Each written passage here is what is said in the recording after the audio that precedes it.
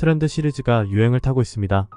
시니어 트렌드 2024 책이 시중 서점에 나와 있어요. 저는 이미 이 책의 기고를 의뢰받아 원고가 게재되어 있고요. 유행처럼 번져가는 트렌드 서적이라서 상업성의 우려를 드러냈지만 2025, 2026 등 해마다 연이은 출간 의지를 밝히더라고요.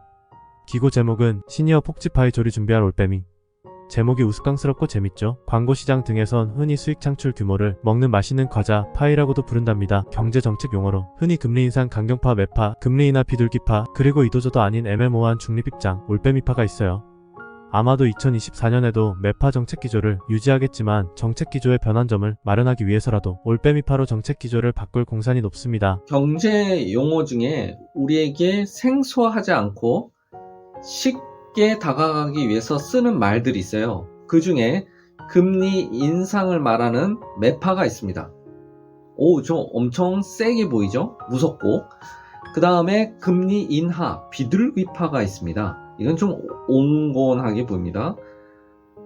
대출이라도 우리가 갖게 되면, 금리가 인상이 되면 우리들에겐 상당히 안타까울 정도로 경제적으로 힘들게 되죠.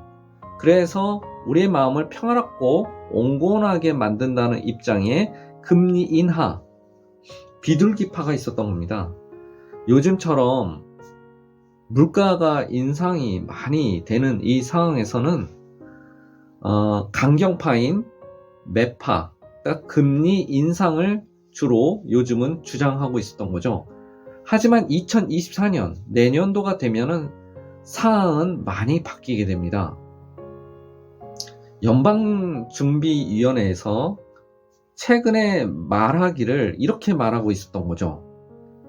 이제 금리 인상은 이 정도면 됐다라는 뜻입니다. 이것이 계속 유지되다가 언젠가는 금리 인하 쪽으로 변환점을 줄 것이다라는 입장을 밝혔다고 봐야죠. 근데 그 시기가 언제냐는 거는 아직은 미지수가 됩니다.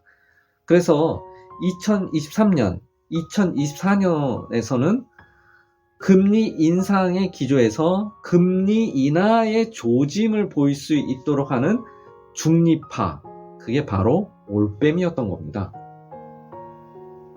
올빼미라고 하는 것이 우스꽝스럽고 재미있는 말로 우리에게 비춰지기도 하죠. 올빼미는 우리에게는 아주 친근한 말이기도 합니다. 이도저도 아닌 비둘기일 수도 있고 매파일 수도 있는, 매일 수도 있는 거죠. 매일 수도 있고 비둘기일 수도 있는 이도저도 아닌 중립, 말 그대로 올빼미입니다. 올빼미는 대체로 우리에게 이도저도 아닌 겁니다. 금리 인상일 수도 있고 금리 인하일 수도 있는 거죠. 대체로 금리 인상의 정책을 유지하다가 어느 순간에 바꾸려고 하는지도 모릅니다.